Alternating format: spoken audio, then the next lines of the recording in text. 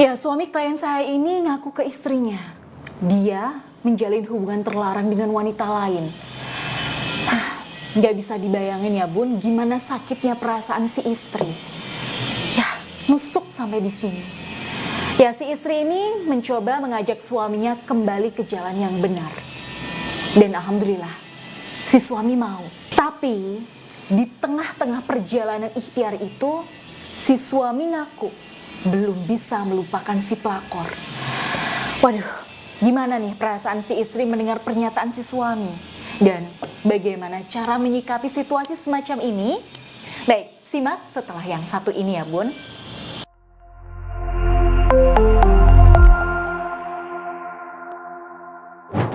Assalamualaikum warahmatullahi wabarakatuh. Sahabat Bunda yang dirahmati oleh Allah. Baik, sebelum saya melanjutkan gimana pengalaman klien saya tadi, ya sahabat Bunda di rumah yang punya pengalaman seperti klien saya tadi dan butuh dibimbing secara intensif dan profesional, silahkan Bunda bisa langsung mendaftar di nomor yang ada di layar ini ya. Oke, kita kembali ke cerita klien saya tadi Bunda.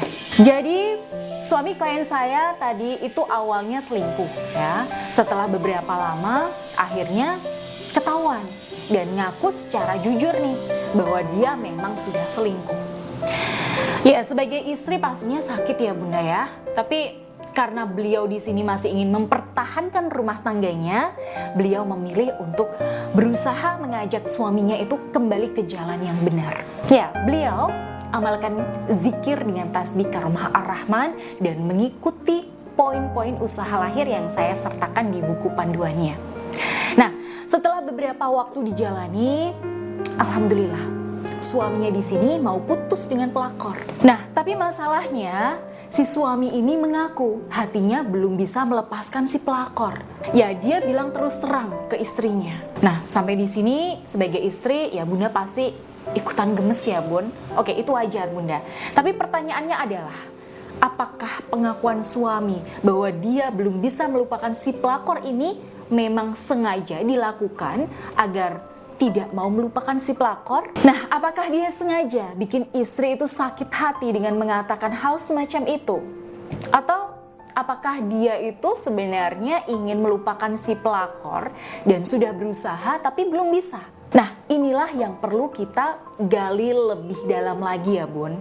Kalau kalimat itu diucapkan oleh suami yang kondisinya nggak mau tobat, nggak mau berhenti selingkuh, nah kemungkinan besar memang tujuannya itu sengaja bikin sakit hati istri, alias yang ngajak perang.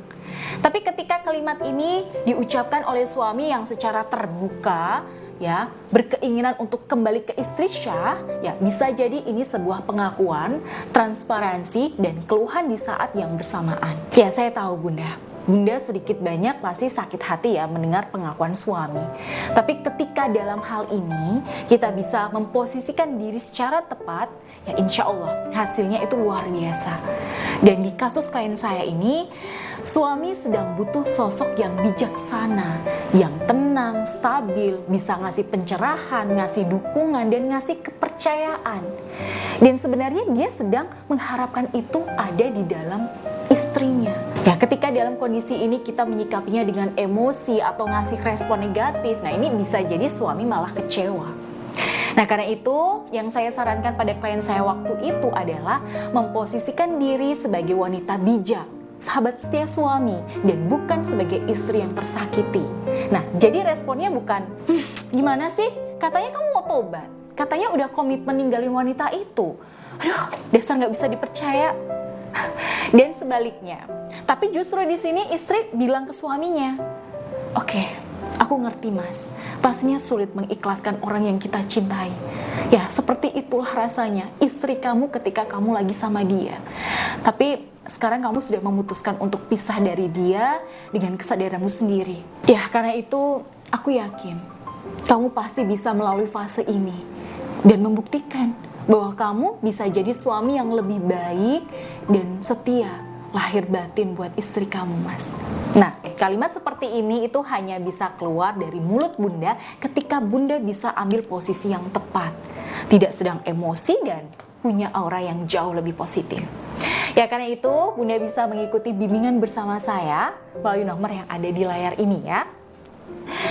Baik, akhirul kalam. Wassalamualaikum warahmatullahi wabarakatuh.